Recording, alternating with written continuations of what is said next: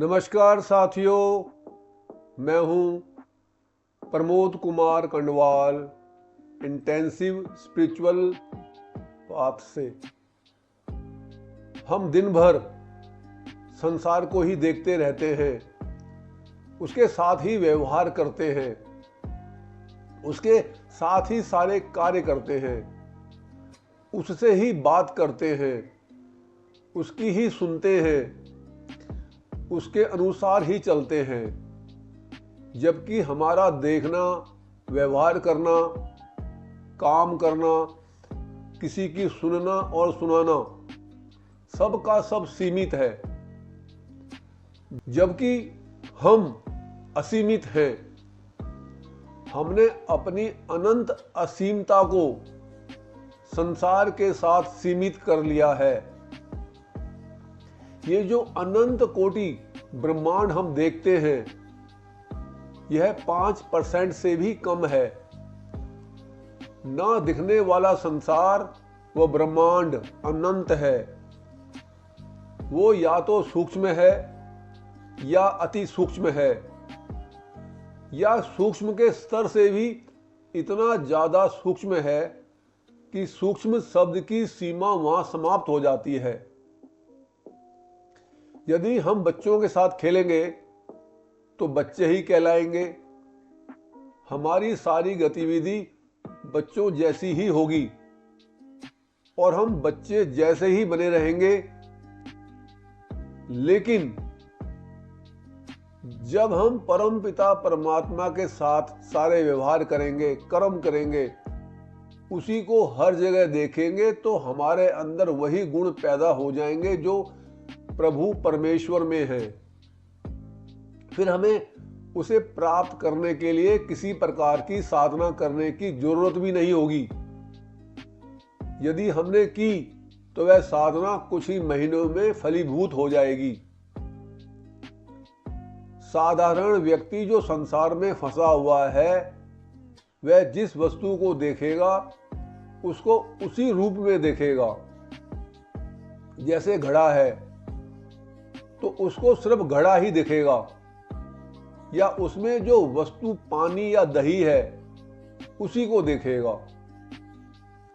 जो उससे अधिक समझदार है वह घड़े के बनाने वाले कुम्हार को भी देखेगा। लेकिन जो ज्ञानी है वह निर्मित वस्तु की प्रशंसा तो करेगा, उसका आदर भी करेगा, मगर जहां तक देखने वाली बात है तो वो सिर्फ कुम्हार के बनाने वाले को ही देखेगा। ज्ञान की कमी के कारण हम अपना बहुत भारी नुकसान कर लेते हैं। Knowledge is power. ज्ञान सर्वोपरि है तथा परमपिता परमात्मा ज्ञान के भी ज्ञान है। श्रीमद् भगवद गीता में श्री कृष्ण जी कहते हैं कि ज्ञानी भक्त मुझे सबसे अधिक प्रिय हैं।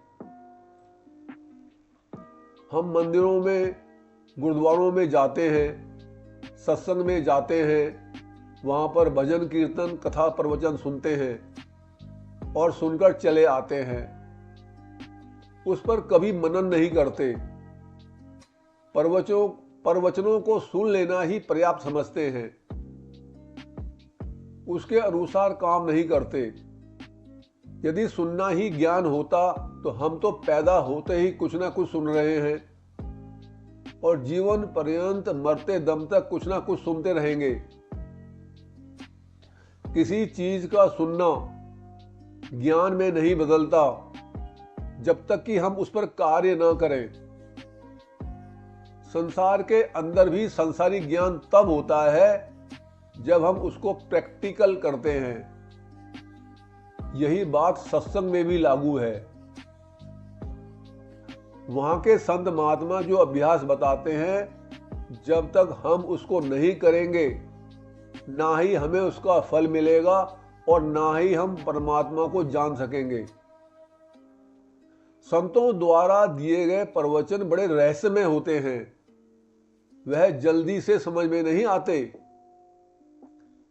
हमें चाहिए उसको ध्यान से सुनकर फिर उचित अवसर मिलने पर ज्ञानवान महात्मा से प्रश्न करें और तब तक प्रश्न करें जब तक आपके हर प्रश्न का उत्तर आपको मिल न जाए और आप संतुष्ट न हो जाएं। कुछ लोग प्रश्न इसलिए नहीं करते कि दूसरा क्या सोचेगा कि यह कुछ नहीं जानता, जबकि सही मायने में प्रश्न पूछने वाला ही विद्वान होता है, चाहे उसका प्रश्न कितना ही निम्न स्तर का क्यों ना हो। वह सच्चाई को जानने का प्रयास तो कर रहा है।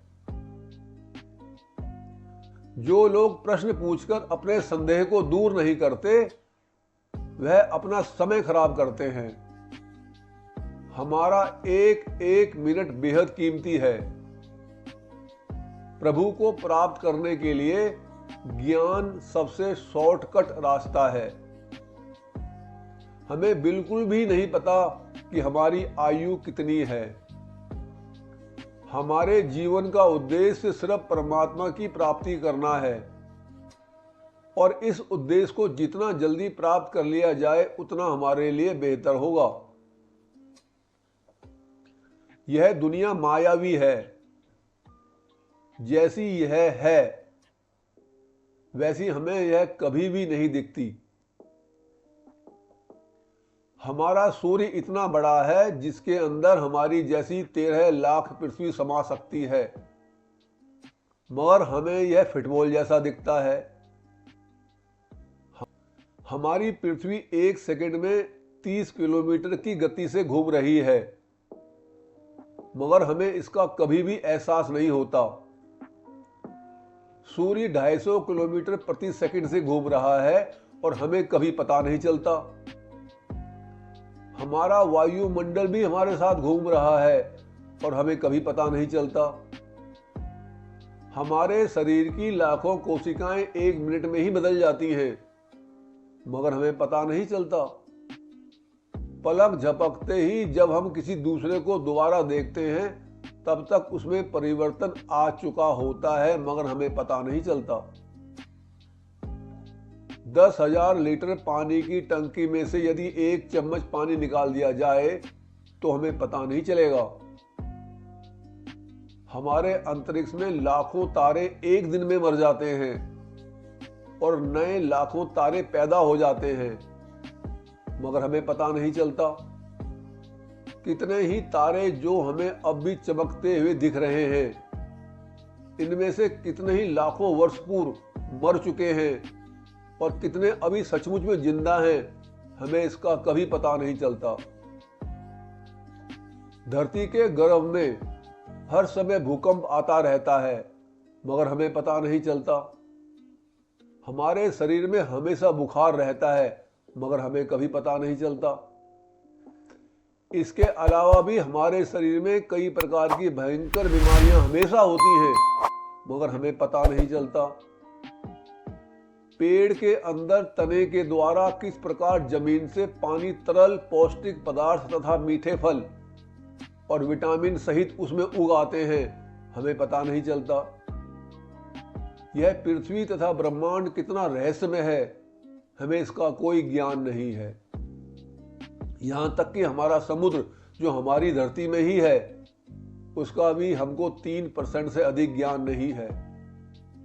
हमारी धरती में कितने प्रकार के प्राणी हैं, वह किस प्रकार जीवन यापन करते हैं, क्या खाते हैं, क्या पीते हैं, इसका हमारे वैज्ञानिकों को आज तक नहीं पता। उससे कहीं ज्यादा तो हमारे संत महात्मा जानते हैं, जिन्होंने ये घोषणा तो कर दी कि 84 लाख किस्म की योनियां होती हैं। हम साधारण अवस्था में ब्रह्मांड का पूर्ण ज्ञान कभी भी प्राप्त नहीं कर सकते, पर यदि हमें संत महात्माओं की कृपा से आत्म साक्षात्कार हो जाए तो यह पहली 1 मिनट में ही सुलझ जाती है।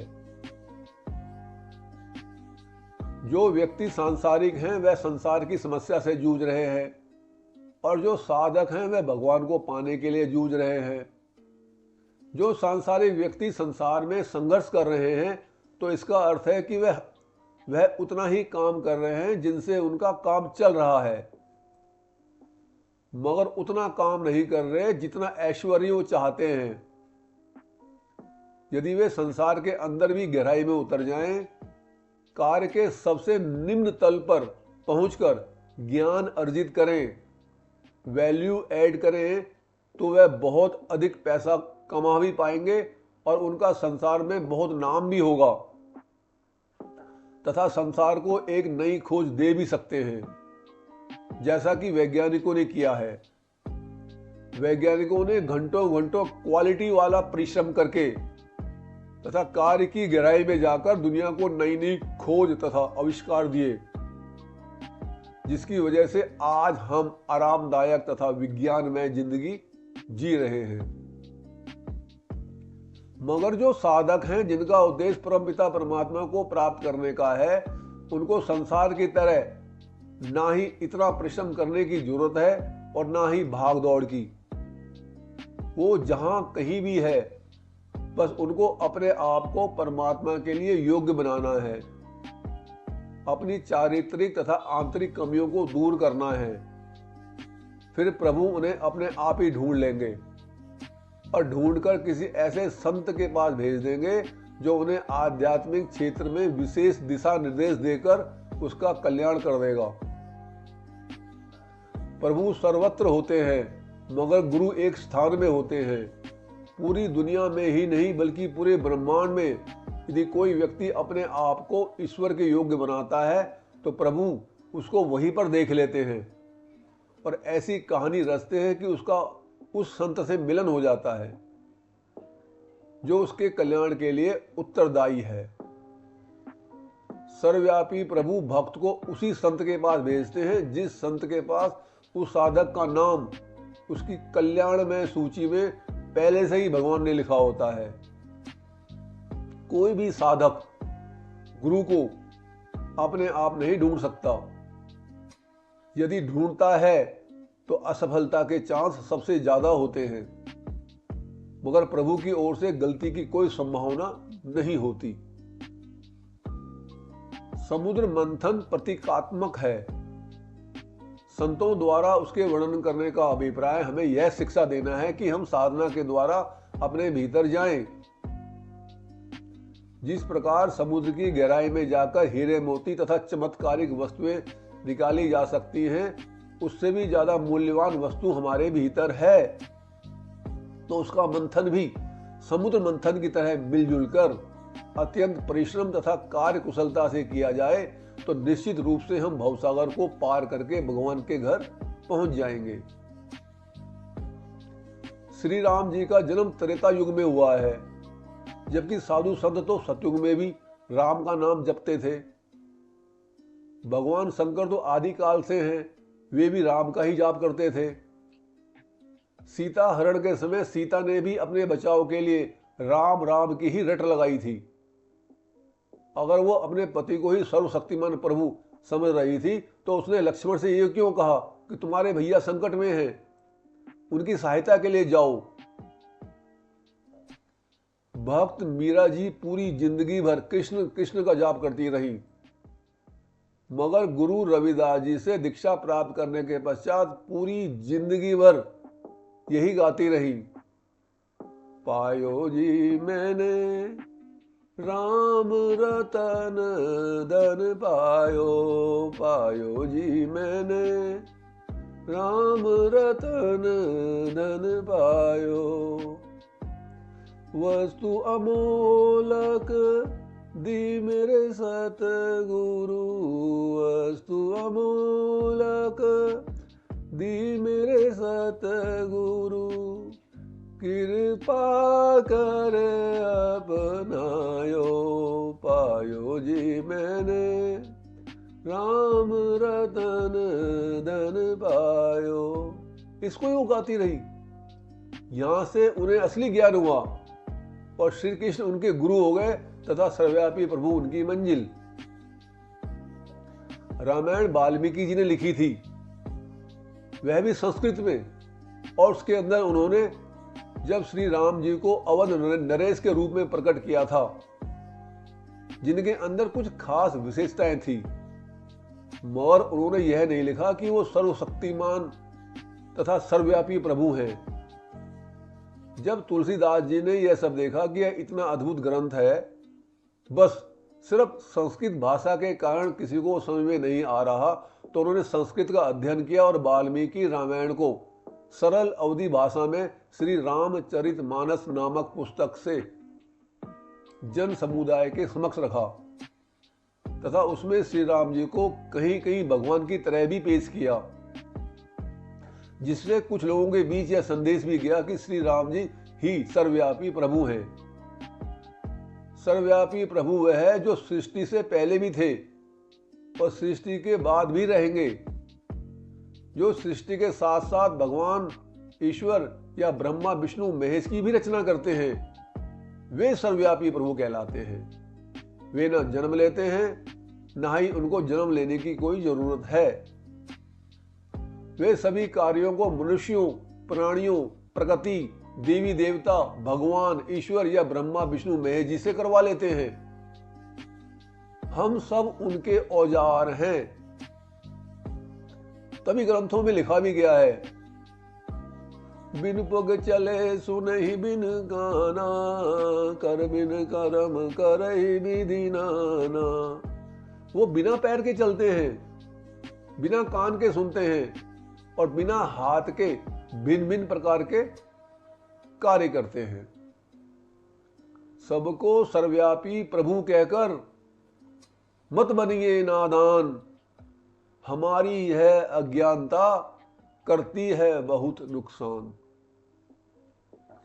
यदि यह संदेश आपको ज्ञानवर्धक तथा उपयोगी लगता है तो आप चैनल को सब्सक्राइब तथा वीडियो को लाइक, कमेंट और शेयर भी कर सकते हैं, ताकि रिलीज होने वाली सही वीडियो का नोटिफिकेशन आपके साथ साथ आपके प्रियजनों को भी मिलता रहे। गुरु भगवान सबका कल्याण।